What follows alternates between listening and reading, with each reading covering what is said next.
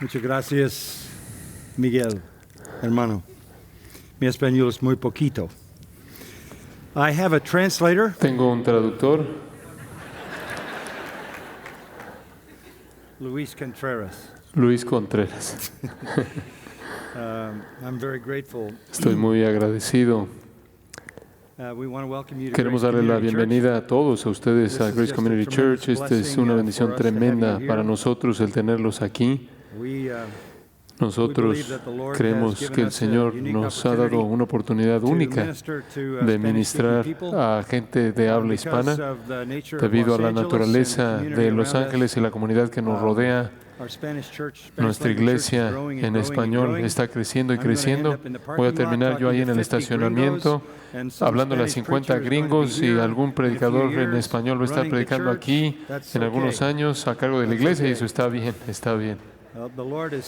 El Señor está salvando a personas con un trasfondo hispano y con frecuencia vienen de un trasfondo católico romano y estamos muy agradecidos al Señor por la gracia de Dios en sus vidas. Continuamos a estar bendecidos conforme nuestra iglesia crece y estas personas preciadas se vuelven parte de nuestra familia de la iglesia. Yo no sé cómo es que Dios diseñó este mundo, su mundo, pero yo sé una cosa. Él derramó una medida adicional de afecto en el pueblo de habla hispana, latinos. Ustedes simplemente irradian amor y calidez a donde quiera que voy. No importa, en donde quiera que esté en el mundo latino, es una bendición profunda para mí y estoy muy, muy agradecido. Yo me gustaría poderles hablar en su propio idioma. Yo siempre he querido que pudiera predicar en más idiomas que tan solo inglés, pero los traductores son mucho mejores de lo que yo jamás puedo ser en su idioma natal y nunca podré llegar al punto en el que ellos están. Y yo le he dicho a Luis, él puede decir lo que quiera de cualquier manera. Entonces, él es un gran predicador por sí mismo. He's kidding, está bromeando. Es algo bueno, Michael, tener a alguien que te presenta en un es bueno tener a alguien que te presente en un idioma que tú no conoces porque no te roba, no te quita tu recompensa eterna. Gracias. Antes Josías leyó de 2 Corintios 4. Y quiero entrar a eso en esta noche conforme consideramos la palabra de Dios. Pero antes de que hagamos eso, quiero ver otro pasaje. Quiero que pasen a 2 de Timoteo capítulo 4. 2 de Timoteo capítulo 4. Ese es el último capítulo que el apóstol Pablo escribió. El capítulo final de sus 13 cartas. Hasta donde sabemos, esta es la última carta que le escribió a la iglesia y, claro, la última de sus libros bíblicos. Él está viendo su vida, viendo hacia atrás a su vida. Un hombre relativamente ya de edad aquí. Él está a punto de morir. Él es un prisionero y él está por ser ejecutado. No está muy lejos de que va a colocar su cabeza sobre un bloque de madera y una hacha va a brillar en el sol y va a separarla de su cuerpo y va a estar instantáneamente en la presencia del Señor. Es el fin de su vida. Podrías ver su vida y pensar que fue un fin triste. Él virtualmente está solo. Él ha sido abandonado por personas que estaban relacionadas de manera cercana a él y en quien había invertido mucho. Él está ahí en la cumbre de su vida, el punto más alto. Él es leal a su Salvador. Él está en una posición victoriosa, pero está ensangrentado. y está a punto de derramar más sangre. Su vida entera, como un predicador, ha estado llena de persecución y sufrimiento y daño físico y de luchas espirituales y de pelear contra demonios y de pelear contra engañadores y falsos maestros y judaizantes y de pelear en contra de personas que querían destruir la iglesia. No hay multitudes que lo rodeen en este momento. No hay un gran funeral final. No hay recompensas, no hay reconocimientos. De hecho, ahí mismo en la misma carta él dice, todos me han desamparado. Inclusive Timoteo, quien debía ser su hijo en la fe y debía retomar y continuar con el ministerio, está en peligro de desviarse. Él se ha debilitado. Pablo tiene que decirle, aviva el fuego del don de Dios que está en ti, haz obra de evangelista, no te avergüences de mí, no te avergüences del Señor, no seas un cobarde. Inclusive le dice, no abandones la verdad, esfuérzate. Son sus palabras en el capítulo 2. Las palabras finales de Pablo son muy tristes. Observe el versículo 9. Él dice, Timoteo, procura venir pronto a verme. ¿Por qué? Porque Demas me ha desamparado, amando este mundo, y se ha ido a Tesalónica. Crescente fue a Galacia y Tito a Dalmacia. Solo Lucas está conmigo. Y llega a este punto. Al final de su vida inmensamente poderosa, él solo tiene una persona con él, su compañero de lucha, Lucas. Él le dice a Timoteo, toma a Juan Marcos y tráele contigo, porque me es útil para el ministerio. A Tíquico, versículo 12, lo envié a Éfeso, dice él.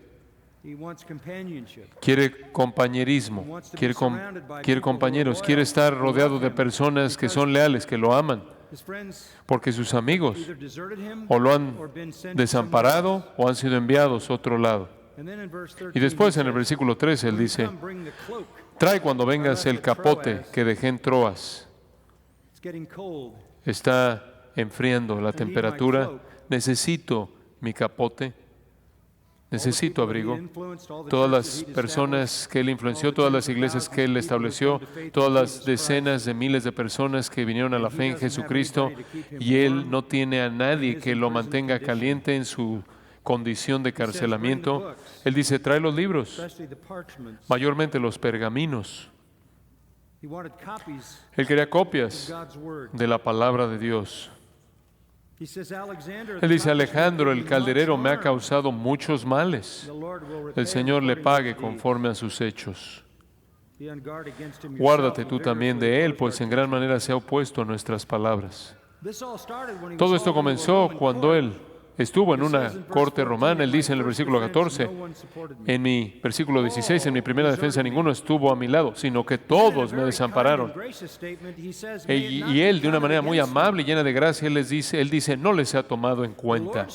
Pero el Señor estuvo a mi lado y me dio fuerzas para que por mí fuese cumplida la predicación y que todos los gentiles oyesen. Así fui librado de la boca del león.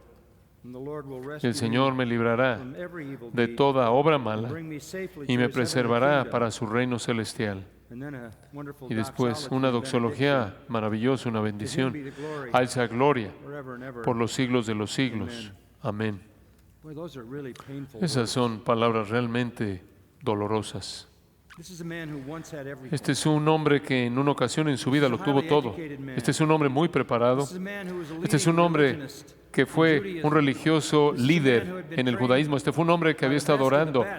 Había sido preparado por el mejor de los mejores Gamaliel. Este fue un hombre que fue capacitado por los principales judíos de su época para que fuera el preservador y el protector del judaísmo y para castigar y encarcelar y ejecutar a todos los cristianos herejes. Él era un hombre sumamente respetado. Y cuando vino a Cristo, el resto de su vida, Él predicó, estableciendo iglesias. Y uno pensaría que estaría rodeado por todos aquellos que tenían toda razón por agradecerle por cómo Él había influenciado las vidas de ellos. Pero Él está solo. Está en la soledad. Y Él cierra el libro diciendo: saluda a Prisca y a Aquila y a la casa de Onesíforo. Erasto se quedó en Corinto y a Trófimo dejé en Mileto enfermo. Por favor, Timoteo, procura venir antes del invierno. ¿Te gustaría pensar que un hombre de influencia sin paralelos estará rodeado de personas que habrían reconocido eso al final de la vida de él? A pesar de todo eso, él dijo esto allá atrás en el versículo 7. Obsérvalo. He peleado la buena batalla. He acabado la carrera. He guardado la fe. Por lo demás, me está guardada la corona de justicia, la cual me dará el Señor, juez justo, en aquel día, y no solo a mí, sino también a todos los que aman su venida. Él terminó. Él terminó bien. Él terminó de manera triunfal. No debido a que tuvo el apoyo de amigos fieles, no porque tuvo un gran grupo de personas a quien rendirle cuentas que lo sostuvieron, no porque tuvo una masa de seguidores leales infundiéndole amor y aliento a él. Su ministerio fue duro, ofensivo, y él fue perseguido de manera incansable. Resumiéndolo, él vivió una vida triunfal hasta el final, aunque fue difícil a lo largo de su vida. A lo largo de su vida. ¿Cómo? ¿Cómo es que él mantuvo esa fidelidad hasta el final? La respuesta a eso viene en 2 de Corintios. Pasa a 2 de Corintios y observa conmigo por un momento el capítulo 1. 2 de Corintios capítulo 1.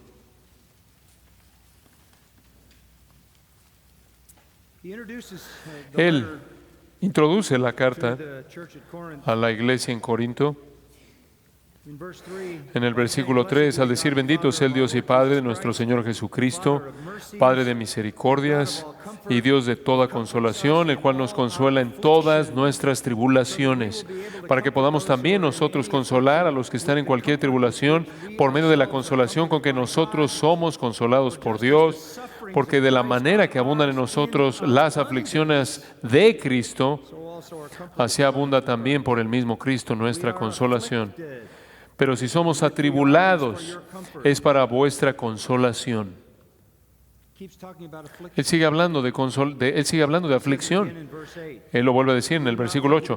Porque, hermanos, no queremos que ignoréis acerca de nuestra tribulación que nos sobrevino en Asia, pues fuimos abrumados sobremanera, más allá de nuestras fuerzas, de tal modo que aún perdimos la esperanza de conservar la vida, pero tuvimos en nosotros mismos sentencia de muerte, para que no confiásemos en nosotros mismos, sino en Dios que resucita a los muertos. Él estaba seguro de que iba a morir. Y entonces él estaba confiando en el Dios que resucita a los muertos. El Dios, él dice en el versículo 10, que nos libró de tan gran muerte y nos librará. Este fue el patrón constante de su vida. En el capítulo 6 podrías observar eso. Versículo 4, él dice: antes bien, como siervos de Dios, hemos estado en mucha paciencia. Está esa palabra: tribulaciones, en necesidades, en angustias, en azotes, en cárceles, en tumultos, en trabajos, en desvelos, en ayunos. Allá abajo, en el versículo 8, él dice, hemos enfrentado mala fama, engañadores. Versículo 9, como desconocidos, como moribundos, como castigados, como entristecidos. Versículo 10, como pobres, como no teniendo nada. Esa fue su vida. En el capítulo 11, en el versículo 23, él dice, ¿son ministros de Cristo? Como si estuviera loco, hablo. Yo más. ¿Y qué es lo que nos hace tener la confianza de que verdaderamente es un siervo de Cristo? Porque él dice, yo he estado en trabajos más abundantes, en azotes sin número, en cárceles más, en peligros de muerte muchas veces. De los judíos, 5 veces he recibido 40 azotes menos uno. 3 veces he sido azotado con varas. 1 vez apedreado, 3 veces he padecido naufragio, 1 noche y 1 día he estado como náufrago en alta mar, en caminos muchas veces, en peligros de ríos, peligros de ladrones, peligros de los de mi nación, peligros de los gentiles, peligros en la ciudad, peligros en el desierto, peligros en el mar, peligros entre falsos hermanos, en trabajo y fatiga, en muchos desvelos, en hambre y sed, en muchos ayunos, en frío y en desnudez, y además de todo ese sufrimiento externo, tengo el sufrimiento interno diario, la preocupación por todas las iglesias. Siento su debilidad espiritual. Tengo una preocupación intensa por el pecado de ellos. Este es un hombre que ha conocido el sufrimiento, su ministerio, su vida entera de ministerio. El sufrimiento fue tan profundo en algunos casos, que él le pidió al Señor que por favor lo quitara. Capítulo 2, él dice en el versículo 8, respecto a lo cual 3 veces he rogado al Señor que quite el sufrimiento. El Señor dijo no. Y entonces, versículo 10, por lo cual, por amor a Cristo me gozo en las debilidades, en afrentas, en necesidades, en persecuciones, en angustias. Realmente lo único que conoció. Sabes, es bastante difícil ser fiel simplemente cuando todo va bien. ¿Cómo mantienes ese tipo de fidelidad cuando lo único que haces es sufrir? Cuando sufres no solo en manos de los enemigos de la cruz, sino que sufres en manos de creyentes debido a tu preocupación intensa por la iglesia. Simplemente como recordatorio, él escribió 13 cartas y él no envió ninguna de ellas a un incrédulo. Todas ellas las envió a creyentes, porque los creyentes le traían tanta tristeza espiritual. Solo hubo un grupo a quien no tuvo algo que condenar. El resto necesitaron una exhortación fuerte, incluyendo a los corintios. Él dijo, cuando venga, quizás vengo con una vara. Y él dijo, y cuando venga, voy a exhibir su pecado y voy a hacerlo según como el Señor dijo que lo hiciéramos. Voy a revelar pecado con 2 o 3 testigos, Mateo 18 dice, y vamos a confrontar ese pecado. Entonces aquí hay un hombre que está siendo perseguido desde afuera y está siendo decepcionado desde adentro, a nivel interno, enfrentando a los hombres pecaminosos que vinieron tras él porque odiaban el Evangelio. Y esto contribuía al pecado que corrompía la iglesia. Cuando Pablo entraba a una iglesia, no preguntaba cómo era el hotel, sino preguntaba cómo es la cárcel. Es muy probable que ahí era donde iba a estar. Todo eso para hacer la pregunta, ¿cómo es que un hombre permanece fiel bajo ese tipo de presión incesante? Esa es la pregunta. Bueno, la pregunta viene, la respuesta viene en 2 de Corintios capítulo 4, en el texto que Josías leyó. Bueno, este es un capítulo largo y no podemos cubrir todo lo que está aquí. Entonces, solo quiero darles el tipo de panorama y alentarte que si estás sirviendo al Señor en alguna capacidad, que te familiarices aún más con esta porción increíble de las Escrituras. Comencemos donde queremos comenzar, en el versículo 1. El versículo 1 termina con esta afirmación: no desmayamos. Ves lo mismo en el versículo 16. No desmayamos. Ahora, no sé qué dice su traducción, pero permíteme decirte lo que es en el original griego. Es el verbo ekakeo. Eso significa malicia, maldad, impiedad, depravación. Lo que él está diciendo es esto: nosotros no cedemos al pecado. Nosotros, colectivamente refiriéndose a sí mismo, no cedemos a la maldad.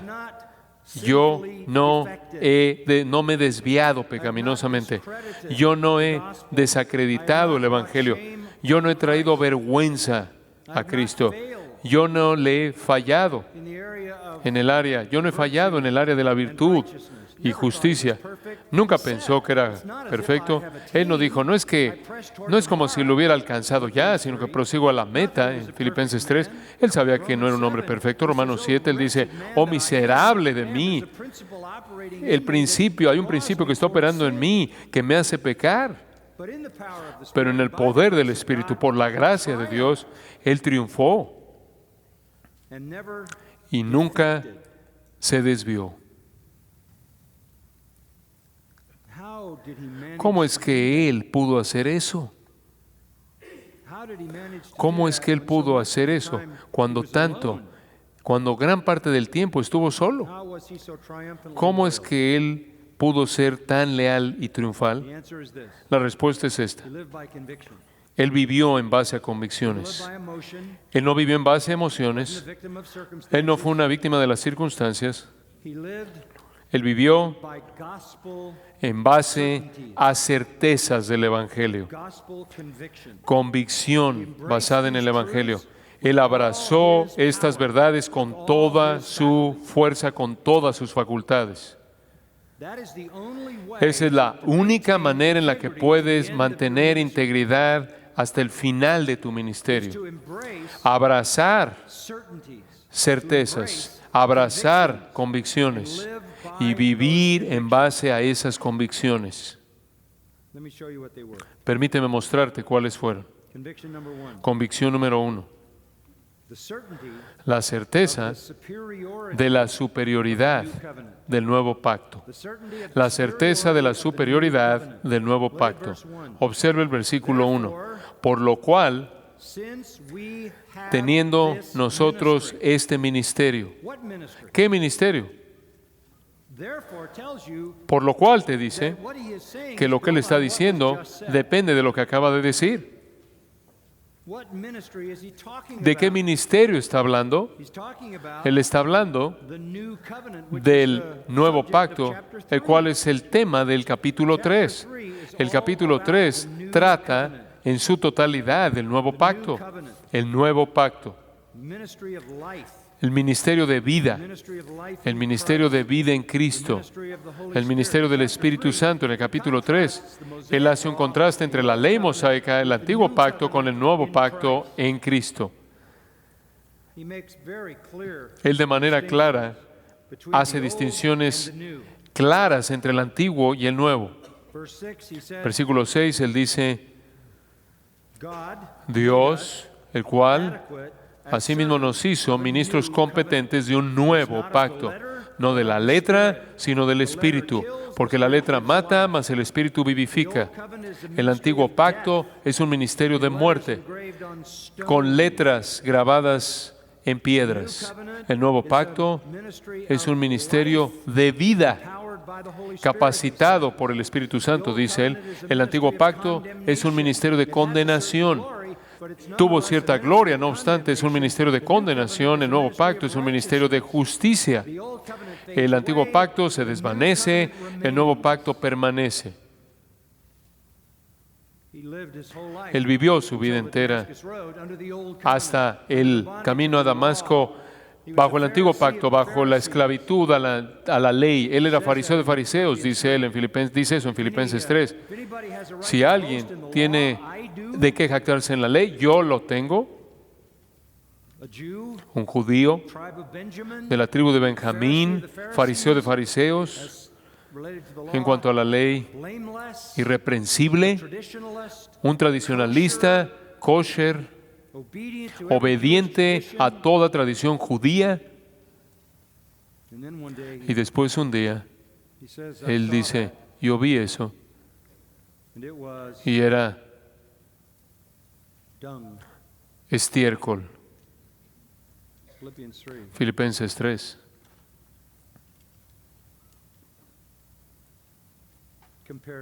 Comparado con el nuevo pacto.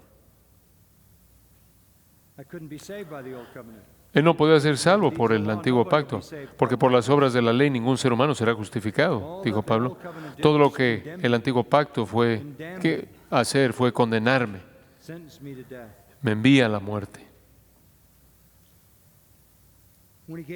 Cuando él dio su testimonio en el capítulo 26 de Hechos, en el versículo 4, lo oímos decir esto, hablándole al rey Agripa. Mi vida, pues, desde mi juventud, la cual desde el principio pasé en mi nación, en Jerusalén, la conocen todos los judíos. La pasé en mi nación, en Jerusalén, los cuales también saben, debido a que me conocen por mucho tiempo, si quieren testificarlo, conforme a la más rigurosa secta de nuestra religión, viví fariseo. Y ahora, por la esperanza de la promesa que hizo Dios a nuestros padres, soy llamado a juicio. Promesa cuyo cumplimiento esperan que han de alcanzar nuestras 12 tribus, sirviendo constantemente a Dios de día y de noche. Por esta esperanza, oh rey, Agripa, soy acusado por los judíos. Yo he llegado a creer, dice él, en lo que los judíos siempre habían esperado, el nuevo pacto en Cristo. Él había sido rescatado del legalismo. Más adelante, en ese mismo capítulo, tú lo oyes decir en el versículo 15, repitiendo su testimonio. Yo entonces dije en el camino a Damasco, ¿quién eres, Señor? Y el Señor dijo, yo soy Jesús a quien tú persigues.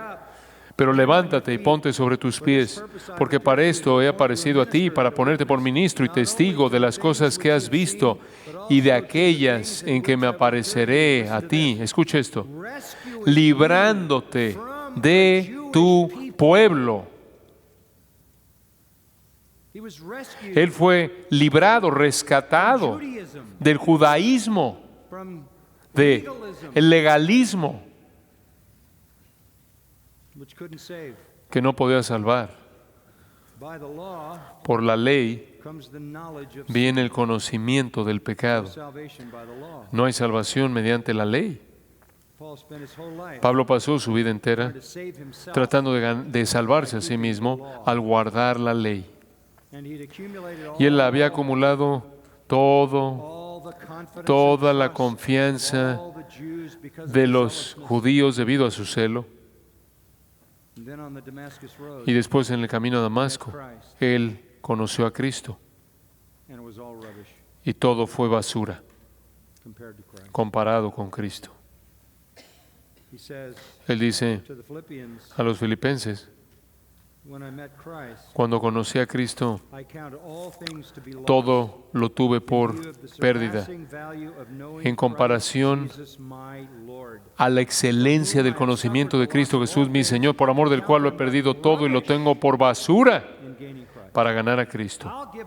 Yo voy a entregar todo por Cristo. Él nunca perdió ese asombro, ¿sabías? Sin importar lo difícil que fue la vida, sin importar lo mucho que sufrió. Él vivió su vida entera en asombro del hecho de que él había sido rescatado de la religión legalista formal que lo condenaba. Él había venido al nuevo pacto. El nuevo pacto da vida. El antiguo pacto mata. El nuevo pacto provee justicia. El antiguo pacto manifiesta pecado. El nuevo pacto es permanente. El nuevo pacto provee esperanza. El nuevo pacto es claro. El nuevo pacto está centrado en Cristo, es capacitado por el Espíritu y transforma la vida. Y siempre fue la gloria del nuevo pacto que cautivó su corazón. Él había trabajado, se había esforzado su vida entera tratando de ganarse el cielo para terminar dándose cuenta de que estaba en el camino al infierno. Y el Señor lo detuvo camino a matar cristianos y lo salvó por gracia.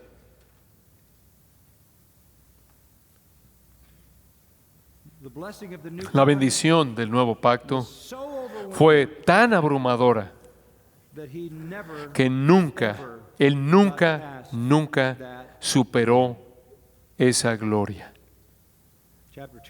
Capítulo 2, versículo 14, Él dice: mas gracias sean dadas a Dios porque siempre nos lleva en triunfo en Cristo.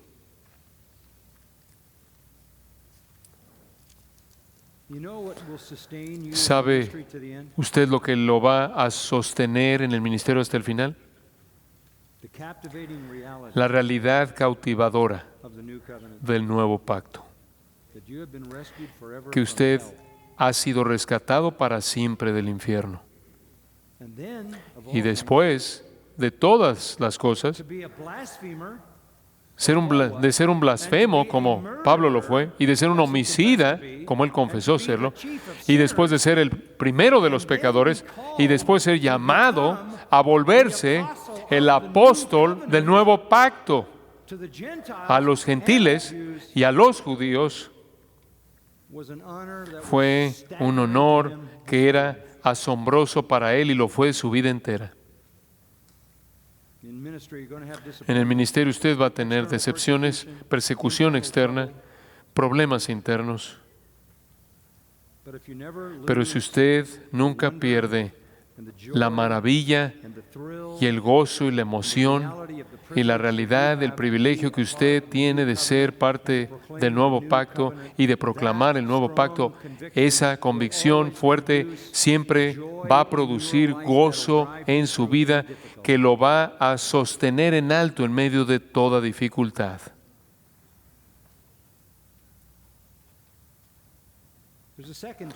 Hay una segunda cosa que fue una convicción de Pablo. No solo la superioridad del nuevo pacto, lo cual fue una realidad abrumadora. Él entró al reposo cuando vino a Cristo de todas las obras inútiles del legalismo judío. La segunda certeza en su vida fue que él estaba cierto, y esto es importante, él estaba cierto de que el ministerio era una misericordia. Él estaba seguro, cierto, de que su ministerio era una misericordia. Ve a mucha gente decepcionada en el ministerio, decepcionada por los resultados, decepcionada por el tamaño de su iglesia, por la respuesta de la gente a su predicación, decepcionada por la manera en la que la gente los trata. Usted no puede decepcionarse si usted piensa que usted no merece nada de cualquier manera, ¿verdad? Usted oye de personas que dicen: bueno, esta persona ya se agotó en el ministerio, esta persona tiene tanta decepción en el ministerio que él simplemente no puede continuar. ¿Sabe por qué la gente se agota en el ministerio? No porque trabajan duro. No creo que aquellos que excavan fosos se agotan. No, el problema no es trabajo duro, sino que son expectativas no cumplidas. Eso es lo que crea ansiedad, eso es lo que produce amargura. Y la única manera en la que usted puede tener expectativas que lo decepcionen a usted es cuando usted cree que usted merece algo. Si usted sabe que no merece nada, entonces toda bendición pequeña es enorme. Por favor, ve el versículo 1. Por lo cual, teniendo nosotros este ministerio, según la misericordia que hemos recibido. ¿Qué es misericordia? Bendición inmerecida. No merecemos nada.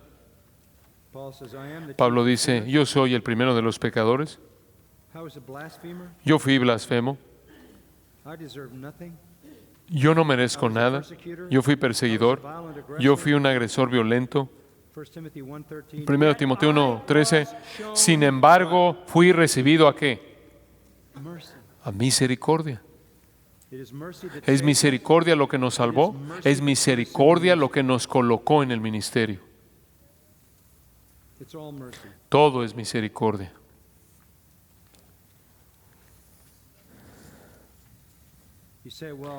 Dice usted, bueno, no muchas personas vienen a mi iglesia. Es una misericordia que alguien venga, que uno venga. Inclusive que su esposa venga. ¿Quién cree usted que es? ¿Quién se cree usted? Escuche 1 Corintios 15:9. Pablo dice, yo soy el más pequeño de todos los apóstoles. Los apóstoles son bastante significativos, ¿no es cierto? Bastante importantes, ¿no es cierto? Digo, esencialmente van a ser recordados en la arquitectura de la Nueva Jerusalén, en los cielos eternos. Bastante importantes. Pablo dice, yo soy el más pequeño de los apóstoles, yo ni soy digno de ser llamado apóstol. Y después él dice esto, por la gracia de Dios, soy lo que soy. Usted no merece la salvación, usted no merece el ministerio. Es una misericordia. Dice usted, bueno, es que, ¿por qué es que Dios da el ministerio a personas pecaminosas y débiles como yo? Porque ese es el único tipo de gente que existe en el mundo.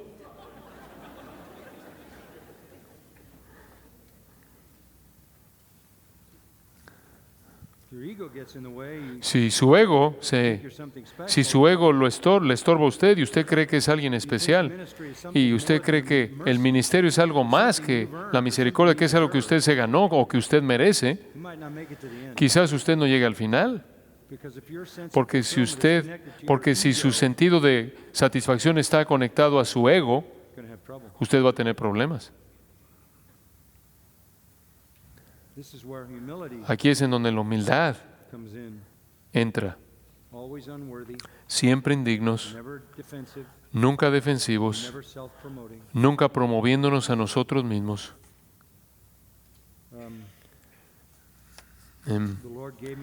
El Señor me dio un ministerio. Él lo puede quitar, Él me lo puede quitar. Y eso está bien. Es una misericordia. Y yo estoy muy agradecido porque Él mostró tal gracia a mí que yo soy indigno de ser hijo de Dios, soy indigno de ser un pastor, soy indigno de ser un predicador. Pero Dios me dio esta misericordia.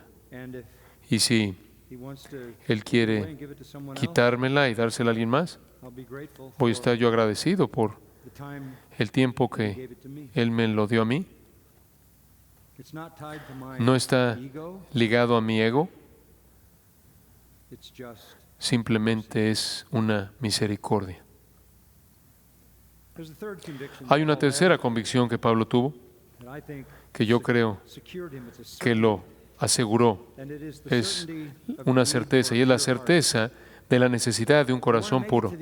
Si usted quiere llegar al final, si usted quiere sobrevivir hasta el final, entonces usted debe tener un corazón puro.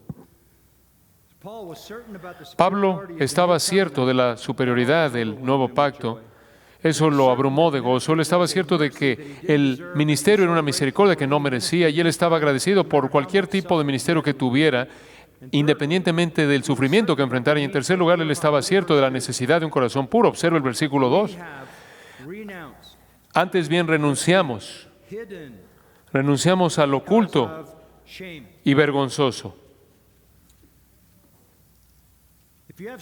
Si usted tiene algo en su vida que es vergonzoso, usted lo esconde, lo oculta. Usted lo oculta. Pablo dice, yo no tengo una vida oculta. Yo no tengo una vida oculta. Yo no tengo pecado secreto. Yo no tengo vicio oculto. Lo más sorprendente que Pablo dijo en defensa de su propia integridad está ahí atrás en el capítulo 1, en el versículo 12. Lo que había pasado en Corinto, para darle un poco de historia, es que habían falsos maestros que habían venido, y claro que los falsos maestros querían propagar mentiras satánicas, pero para hacer eso, tuvieron que hacer que la gente dejara de confiar en Pablo.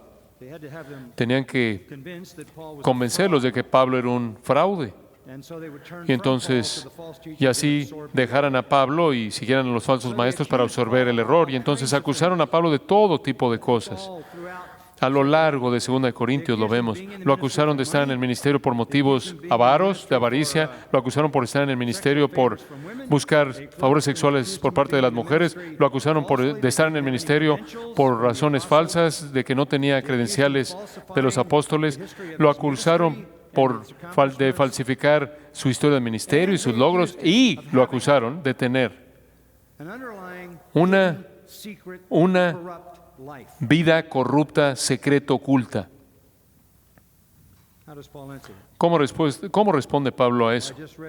Le acabo de leer. Él dijo, renunciamos al oculto y vergonzoso. Esa fue mi vida antigua. Escuche, eso es lo que un fariseo hace todo el tiempo. Porque la ley no puede refrenar la carne, no puede refrenar la maldad.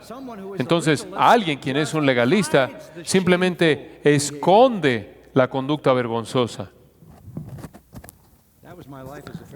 Esa fue mi vida como fariseo. Esa fue mi vida como legalista. Esa fue mi vida como un sacerdote católico romano. Yo no conocía a Dios. No tenía el Espíritu Santo. Mi corazón estaba lleno de impiedad, pero tuve que ocultarlo. Ahora en Cristo he renunciado a la vida oculta del legalismo, del vicio oculto. Y ustedes pueden acusarme de lo que quieran. Al final, observe el capítulo 1, versículo 12. Porque nuestra gloria es esta, el testimonio de nuestra conciencia.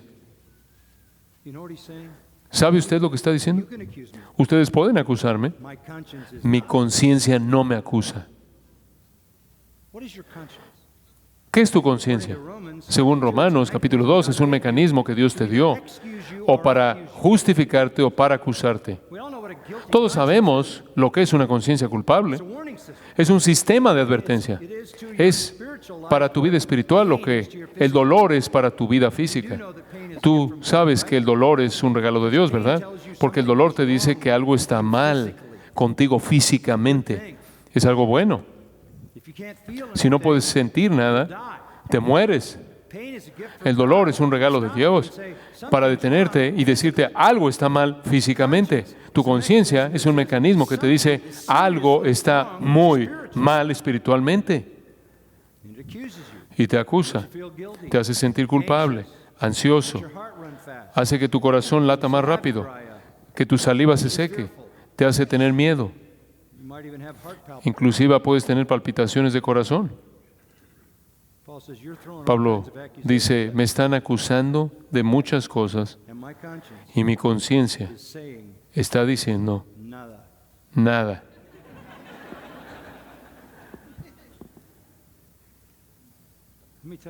Permítame decirle algo. Si usted puede decir eso como ministro, si usted puede decir eso como un predicador y pastor y cristiano, entonces usted puede vivir en gozo.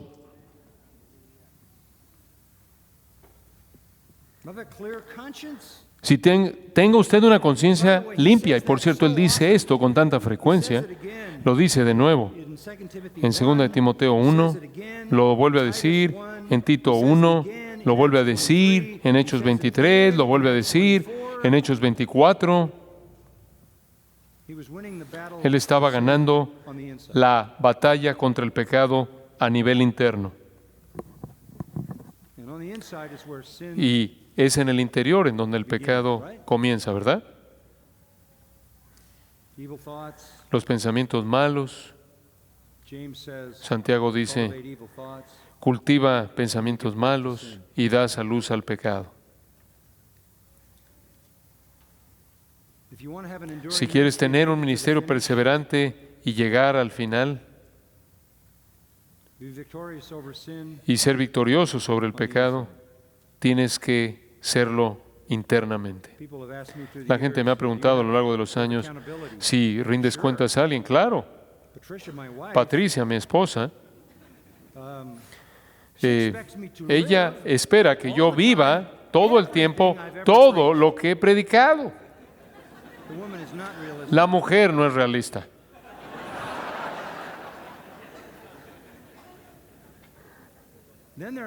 Y después están mis hijos que me ven y esperan que yo viva todo el tiempo todo lo que he predicado y he invertido en sus vidas. Eso es rendir cuentas. Y después estoy rodeado por pastores y amigos y ancianos y líderes y todos esperan lo mismo. Ninguno de ellos lee mi corazón. Y si yo pierdo la batalla en el corazón, la voy a perder afuera. Pablo estaba cierto de la necesidad de tener un corazón puro. He estado enseñando en el seminario a los alumnos aquí toda la semana. Comenzamos nuestro nuevo año escolar y hablándoles acerca de la predicación expositiva, lo cual he estado haciendo aquí desde 1969, y los beneficios de hacer esto. Y les dije,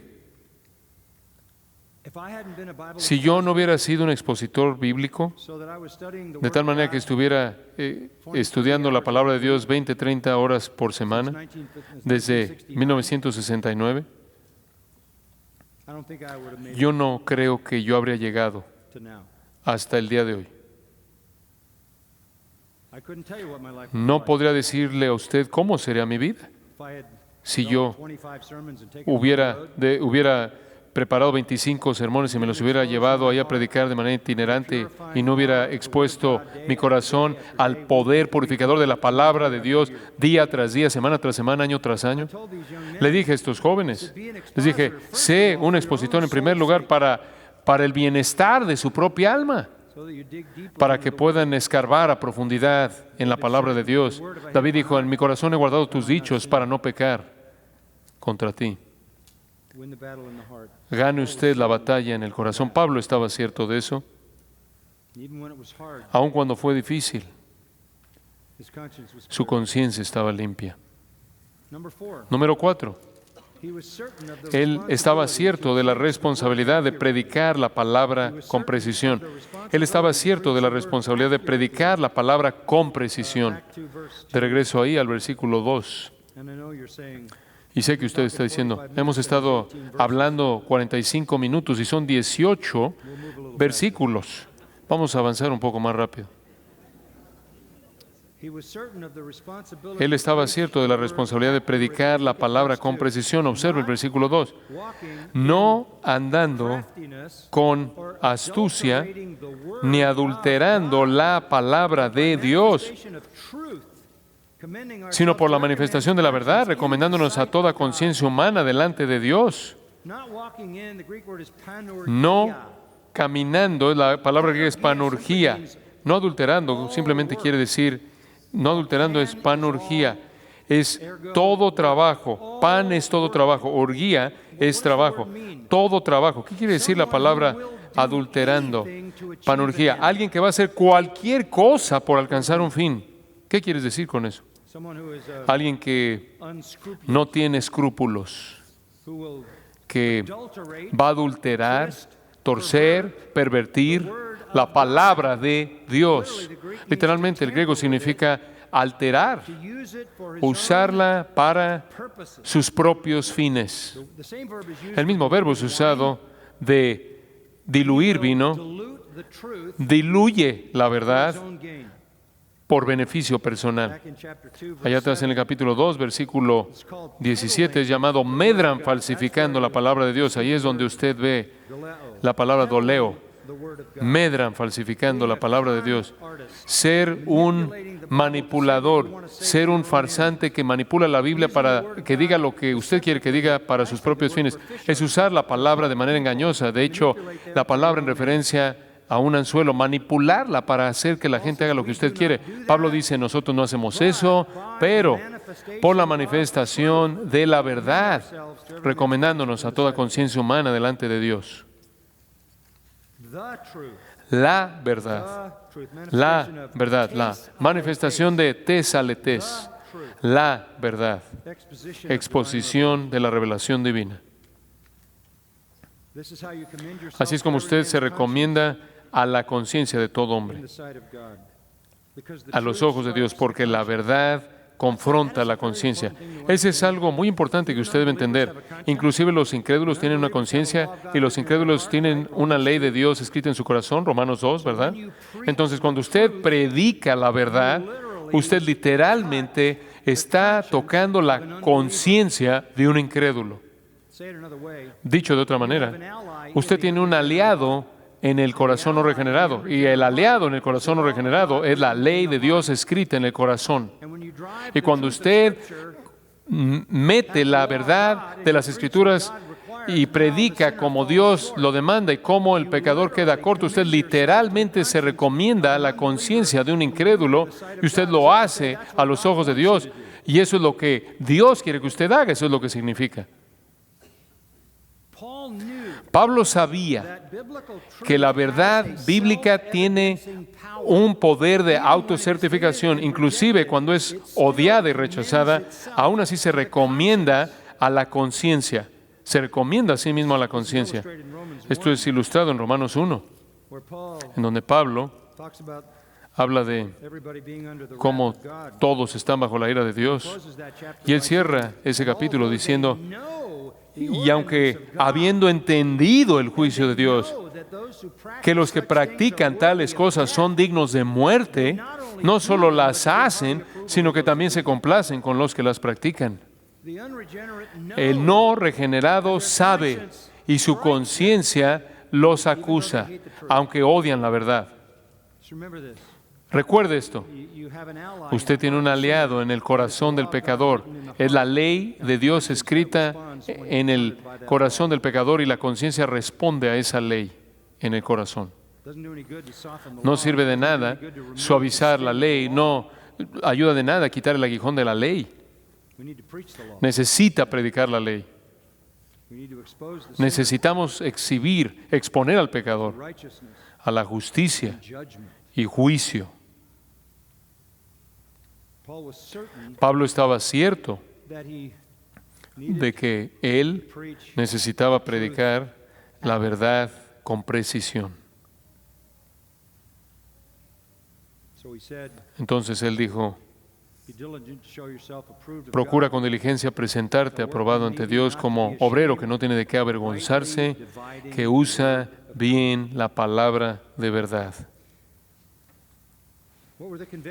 ¿Cuáles fueron las convicciones que anclaron a Pablo? ¿Cuáles fueron las certezas que lo mantuvieron fiel hasta el final? Él estaba cierto del nuevo pacto, él estaba cierto del ministerio como misericordia, él estaba cierto de que necesitaba tener un corazón puro, él estaba cierto de que necesitaba predicar la palabra de Dios con precisión. Número 5.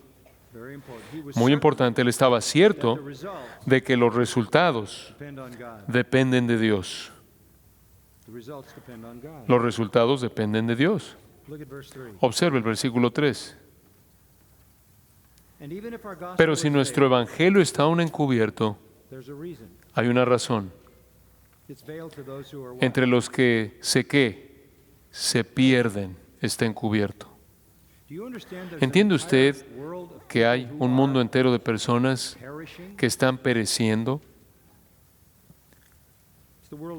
Es el mundo de los incrédulos. Todos están pereciendo. Todos son naturales. El hombre natural no percibe las cosas que son del Espíritu de Dios. No las puede entender. No puede comprenderlas. Están enredados, según 2 Corintios 10, están enredados en todo tipo de ideas que se levantan contra el conocimiento de Dios. Todo tipo de ideas impías. Mientras que usted está allá afuera, usted está proclamando la verdad y hay un velo. No lo pueden comprender. De hecho, ¿usted se acuerda de la conversación entre Jesús y Nicodemo? Nicodemo dijo, ¿cómo puede un hombre nacer de nuevo? Ahora, si alguien le preguntara a usted eso, ¿qué le diría usted? Bueno, usted puede decir, bueno, ora esta oración, repite esta oración. Querido Jesús, perdona mi pecado, ya estoy. Esa no fue la respuesta de Jesús. Respondió Jesús, el viento sopla de donde quiere y oye su sonido, mas ni sabes de dónde viene ni a dónde va. Así es el Espíritu Santo. ¿Qué?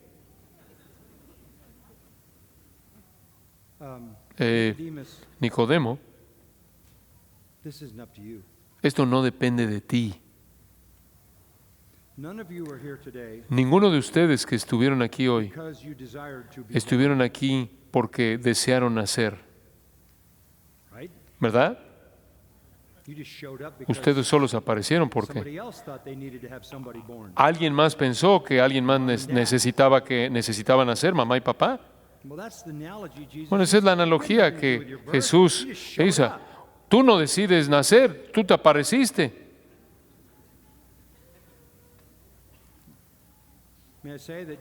Puedo decir que usted esencialmente tiene la misma cantidad de contribución a su nuevo nacimiento. Es la obra del Espíritu Santo.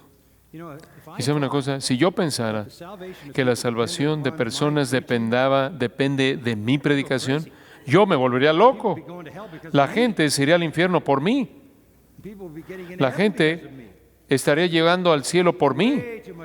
Demasiada responsabilidad para mí. Dice usted, bueno, ¿cómo sucede? Bueno, el versículo 4 dice, el velo, debido a que el Dios de este siglo, Satanás, cegó el entendimiento de los incrédulos. Entonces están pereciendo, están en la categoría de los que están pereciendo, están cegados porque nacen en pecado y están doblemente cegados porque el Dios de este siglo, quien es Satanás, cegó el entendimiento de los incrédulos para que no les resplandezca la luz del Evangelio de la gloria de Cristo, el cual es la imagen de Dios. Esta es la condición humana. Pablo dice, no nos predicamos a nosotros mismos, sino a Jesucristo como Señor. Entonces, ¿qué hacemos? Predicamos a Jesucristo como Señor y a nosotros como vuestros esclavos por amor de Jesús. ¿Y cómo suceden los resultados? Observe el versículo 6. Porque Dios, que mandó que de las tinieblas resplandeciese la luz. ¿A qué se está refiriendo eso? A Génesis. Sea la luz. El mismo Dios que creó la luz y que dijo que resplandeciese la luz de las tinieblas, es el que, versículo 6, resplandeció en nuestros corazones para iluminación del conocimiento de la gloria de Dios en la faz de Jesucristo. Él está diciendo, si la luz para la salvación se enciende en un corazón, es un acto creador de Dios. Es un Es una obra creadora de Dios.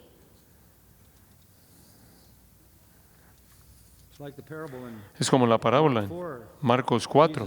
Jesús dice, el ministerio es como un granjero. Planta algo de semilla y se va a acostar. No sabe qué está pasando y crece. No es su poder. Su fidelidad consiste en plantar la semilla. La semilla crece en secreto, mediante el poder divino. La salvación es la obra creadora de Dios.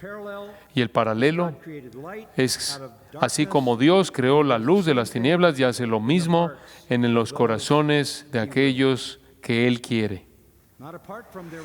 No de manera independiente de su arrepentimiento y fe, sino que Él produce eso. Yo puedo vivir mi vida y puedo estar feliz como predicador y dejar eso en Dios. Dejarlo eso a Dios. Yo no necesito contar cabezas, no necesito decir soy responsable por la conversión de esta persona. No lo soy. Todo eso es la obra de Dios. Pablo sabía eso. Entonces no necesito adaptar el mensaje, no necesito manipular la voluntad del pecador. Esta es la obra de Dios. Número 6. Pablo estaba cierto acerca de su propio sentido insignificante, de lo insignificante que era. Me encanta el versículo 7. Si en algún momento me pide usted que le firme mi nombre y escriba un versículo, estos son siempre los versículos que escribo. Versículo 7, pero tenemos este tesoro. ¿Qué tesoro? El Evangelio. El Evangelio. Tenemos este tesoro en vasos de barro. Eso es ostrókinos en el griego, significa un vaso de barro, un contenedor de barro. Como cuando usted lo usa de florero y coloca flores.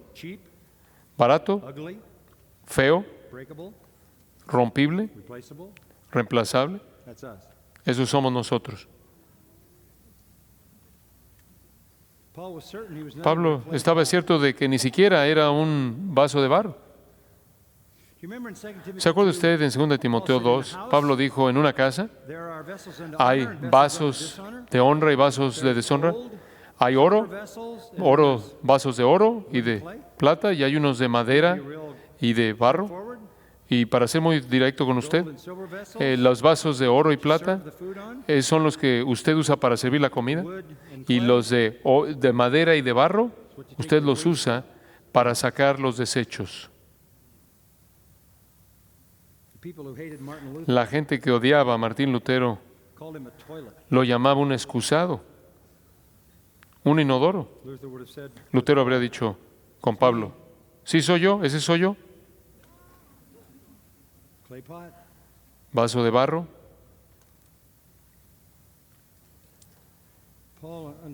Pablo entendió que él era rompible, reemplazable, y que su debilidad y su insignificancia no era fatal para la obra, porque el poder venía de Dios.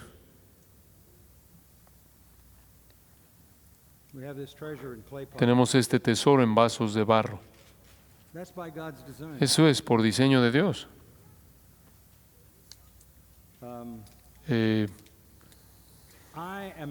Yo no soy la explicación de mi ministerio.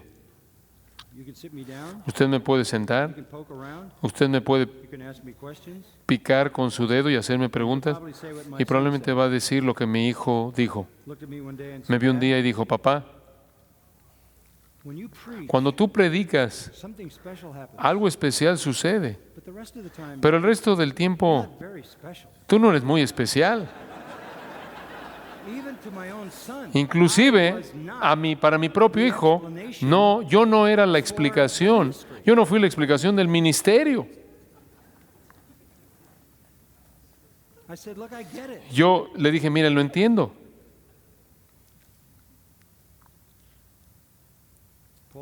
Pablo nunca fue la explicación del impacto que tuvo. Él fue un vaso de barro, pero fue fiel en contener ese tesoro y ver el poder de Dios demostrado. Número 7. Pablo estaba cierto del beneficio del sufrimiento. Pablo estaba cierto del beneficio del sufrimiento. Tened por sumo gozo cuando os halléis en diversas ¿qué? Pruebas, porque eso es lo que perfecciona su fe. Entonces él dice, versículo 8, que estamos atribulados en todo, mas no angustiados, en apuros, mas no desesperados, perseguidos, mas no desamparados, derribados, pero no destruidos, llevando en el cuerpo siempre por todas partes la muerte de Jesús, para que también la vida de Jesús se manifieste en nuestros cuerpos, porque nosotros que vivimos siempre estamos entregados a muerte por causa de Jesús, para que también la vida de Jesús se manifieste en nuestra carne mortal, de manera que la muerte actúe en nosotros y en vosotros la vida. Él simplemente abrazó su sufrimiento.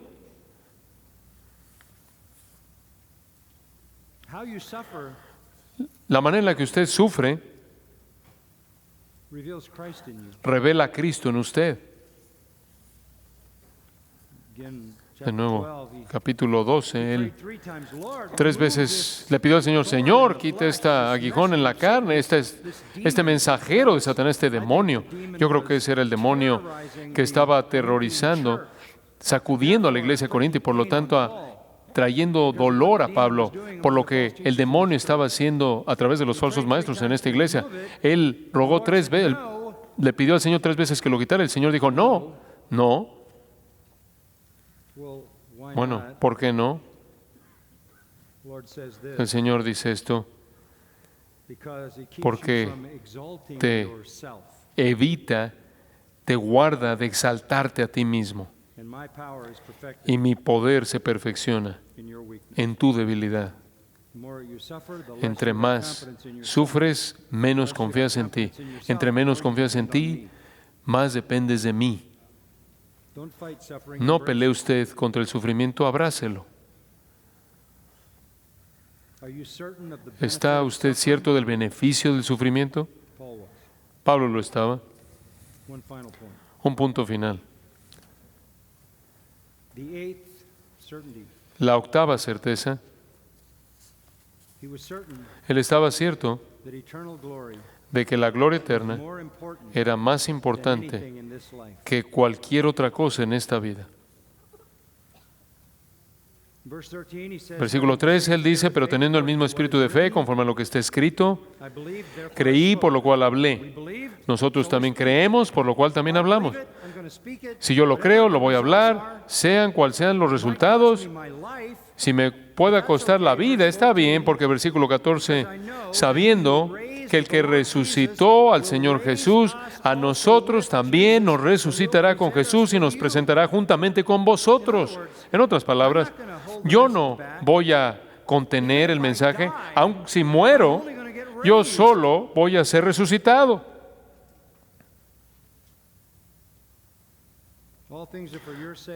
Porque todas estas cosas, versículo 15, padecemos por amor a vosotros. Yo hago todo por ustedes, para que abundando la gracia del Evangelio por medio de muchos, se esparza por medio de muchos y muchos, la acción de gracia sobreabunde para gloria de Dios. Estoy tratando de traer a tantas personas a Cristo como sea posible para glorificar a Dios. Todo es para ustedes. Y después se lo resume en el versículo 16 al 18. Por tanto, no desmayamos, no cedemos, no nos desviamos, porque esto sabemos, que aunque nuestro hombre exterior se va desgastando, el interior, no obstante, se renueva de día en día. Y después me encanta esto, porque esta leve tribulación momentánea en esta vida, produce en nosotros un cada vez más excelente y eterno peso de gloria. ¿Tiene usted la perspectiva celestial? ¿A quién le importa lo que pase aquí? Lo único que importa es lo que pase allá. Entonces, versículo 18, él dice, no mirando nosotros las cosas que se ven, sino las que no se ven, las cosas que son temporales, no importan. Lo que importa es lo que es eterno.